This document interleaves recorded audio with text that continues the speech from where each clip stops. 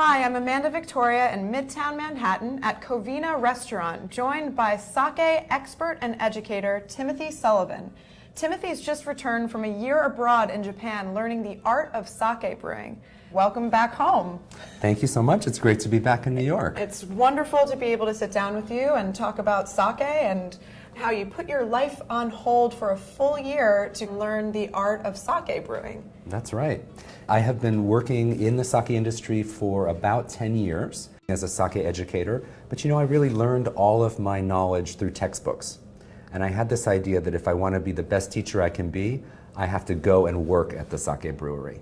The day would start out by steaming rice in the morning. We would wash the rice as well. Then the rice would be taken to the koji room, where we make the molded rice, which converts starch into sugar. In the afternoon, we would stir the sake tanks. We were taught to approach the tank with all of our five senses, listen to the bubbling of the mash, feel the thickness of the mash, and when we take a sample, touch it and see how it feels. So we used all of our five senses to assess the quality as the fermentation moved along.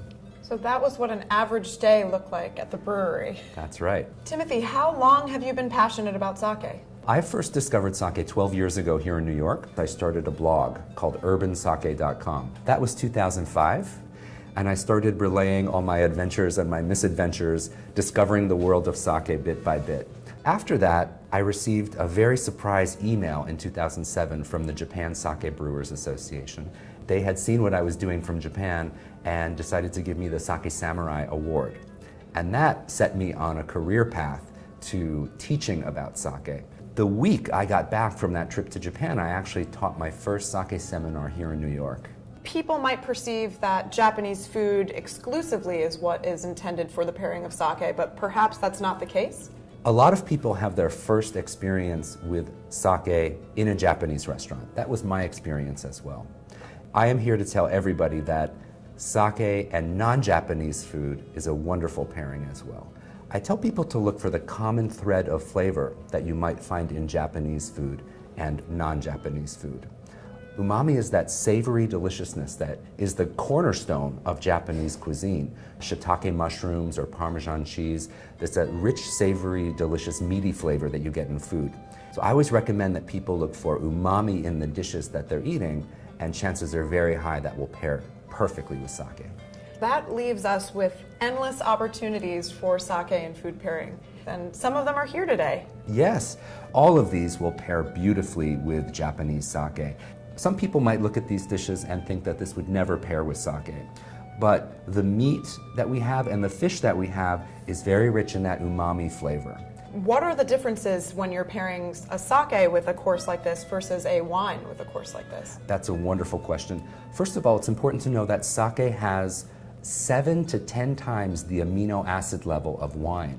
And amino acids are the building blocks of protein, and that gives us that savory umami flavor. So much more amino acid, much more umami flavor.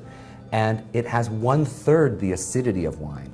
So the acidity is much, much, much lower. Those are the two main differences pairing sake and wine. So you want to keep an eye on the acidity and the amino acid profile. For someone who's never had sake before, how would you describe it?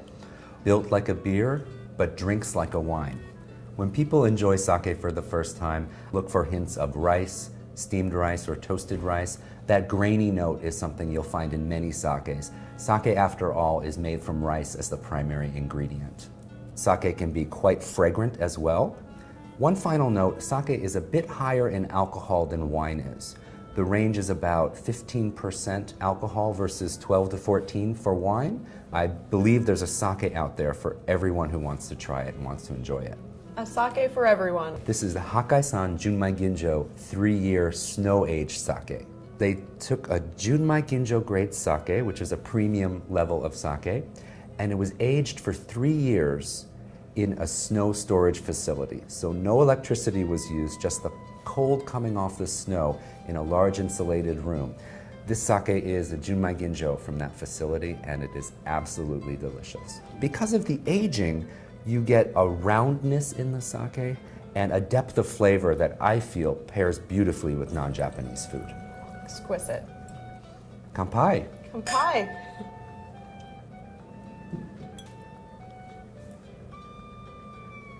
quite aromatic. Yes, this sake, as I mentioned before, is aged for 3 years. So you're going to get a depth of flavor and a richness that you would not have in a traditional sake. I'll start with the salmon. I will start with my favorite, the pizza. Sake has a very, very clean finish. So it's very palate cleansing. So when you have something that has richness, such as cheese on a pizza or the burrata fresh cheese here, after you bite that, if you sip the sake, you're going to have a wonderful cleansing of your palate and you're ready for the next bite of food. That's exactly how I feel. Kanpai. Kanpai.